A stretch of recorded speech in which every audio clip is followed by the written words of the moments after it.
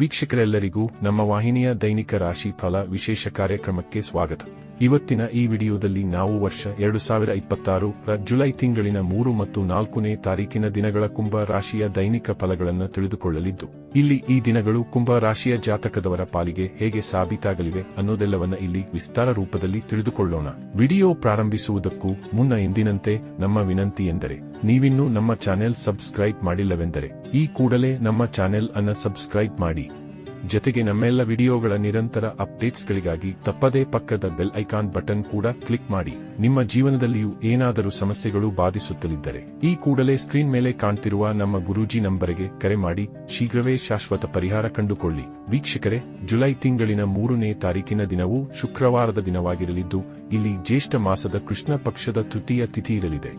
ಹಾಗೆ ಈ ದಿನದಂದು ಶ್ರವಣ ನಕ್ಷತ್ರದ ಗೋಚರದ ಜತೆಗೆ ವಿಷ್ಕುಂಭ ಹೆಸರಿನ ಯೋಗವಿರಲಿದೆ.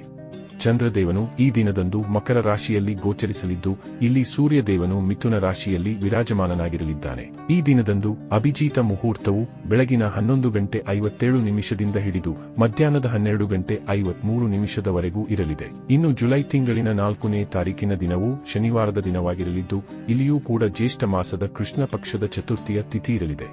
ಹಾಗೆ ಈ ದಿನದಂದು ಧನಿಷ್ಠ ನಕ್ಷತ್ರದ ಗೋಚರದ ಜತೆಗೆ ಪ್ರೀತಿ ಹೆಸರಿನ ಯೋಗವಿರಲಿದೆ.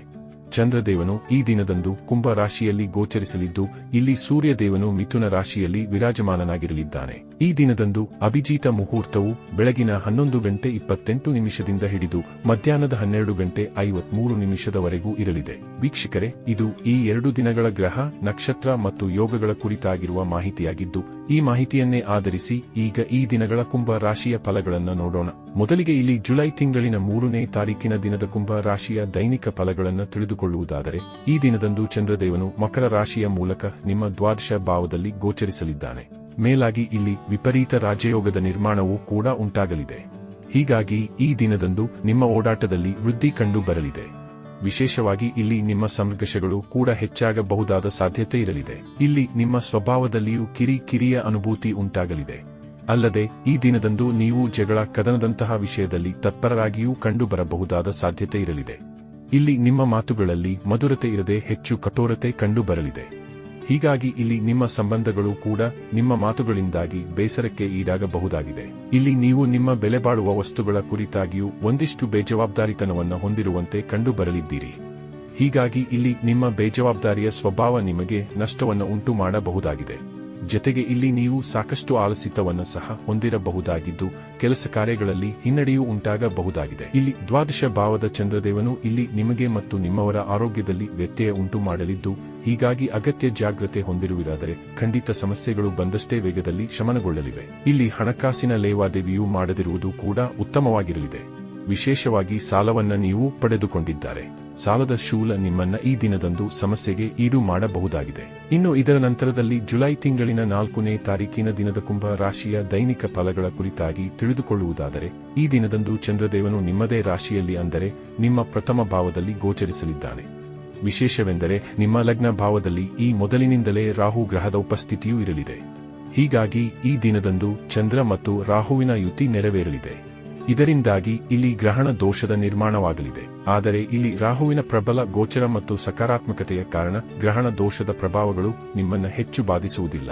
ಆದಾಗ್ಯೂ ಇಲ್ಲಿ ಚಂದ್ರದೇವನು ನಿಮ್ಮ ಆತ್ಮವಿಶ್ವಾಸದಲ್ಲಿ ಖಂಡಿತ ವೃದ್ಧಿಯನ್ನು ಉಂಟು ಮಾಡಲಿದ್ದಾನೆ. ಈ ದಿನದಂದು ನಿಮ್ಮಲ್ಲಿ ಜೋಶ್, ಉತ್ಸಾಹ, ಪರಾಕ್ರಮ, ತೇಜ ಗತಿಯೂ ಕೂಡ ಕಂಡು ಬರಲಿದೆ. ಈ ದಿನದಂದು ನಿಮ್ಮೊಂದಿಗೆ ಹೊಸ ಮಿತ್ರರು, ಹೊಸ ಸಂಬಂಧಗಳು ಬೆಸೆದುಕೊಳ್ಳಲಿವೆ. ಅನೇಕ ದಿನಗಳಿಂದಲೂ ಪೆಂಡಿಂಗ್ ಆಗಿ ಉಳಿದಿದ್ದ ಕಾರ್ಯಗಳು ಈ ದಿನದಂದು ಸಂಪನ್ನಗೊಳ್ಳಲಿವೆ.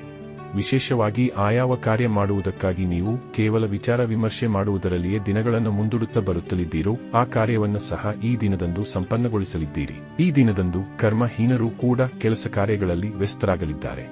ಇಲ್ಲಿ ನೀವು ನಿಮ್ಮ ಶರೀರ ಮತ್ತು ಸುಂದರತೆಯ ಮೇಲೂ ಗಮನ ನೀಡಲಿದ್ದೀರಿ.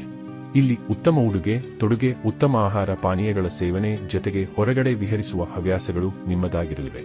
ಜತೆಗೆ ಈ ದಿನದಂದು ಖರೀದಿ ಮಾಡುವುದು ಕೂಡ ನಿಮ್ಮ ಆಸಕ್ತಿಯಾಗಿರಲಿದೆ. ಈ ದಿನದಂದು ನಿಮ್ಮ ಭೌತಿಕ ಸುಖದಲ್ಲಿಯೂ ವಿಶೇಷ ವೃದ್ಧಿ ಕಂಡು ಬರಲಿವೆ. ಇಲ್ಲಿ ಬೆಲೆ ಬಾಳುವ ವಸ್ತುಗಳು ನಿಮ್ಮ ಮನೆಗೆ ಆಗಮಿಸಲಿವೆ. ಇಲ್ಲಿ ನಿಮಗೆ ವಾಹನದ ಸುಖವೂ ಕೂಡ ಲಭಿಸಬಹುದಾಗಿದೆ. ಇಲ್ಲಿ ನೀವು ನಿಮ್ಮ ಮನೆಯನ್ನು ಸುಂದರಗೊಳಿಸುವಲ್ಲಿಯೂ ವಿಶೇಷ ಗಮನ ನೀಡಲಿದ್ದೀರಿ. ಇದರ ಜತೆಗೆ ಇಲ್ಲಿ ನಿಮ್ಮ ಮ್ಯಾರಿಡ್ ಲೈಫ್ ಕೂಡ ಅತ್ಯಂತ ರೊಮ್ಯಾಂಟಿಕ್ ಆಗಿ ಸಾಬೀತಾಗಲಿದೆ. ಇಲ್ಲಿ ನಿಮಗೆ ಪ್ರತಿ ಹೆಜ್ಜೆಗೂ ನಿಮ್ಮ ಜೀವನ ಸಂಗಾತಿಯ ಸಹಕಾರದ ಪ್ರಾಪ್ತಿ ಉಂಟಾಗಲಿದೆ.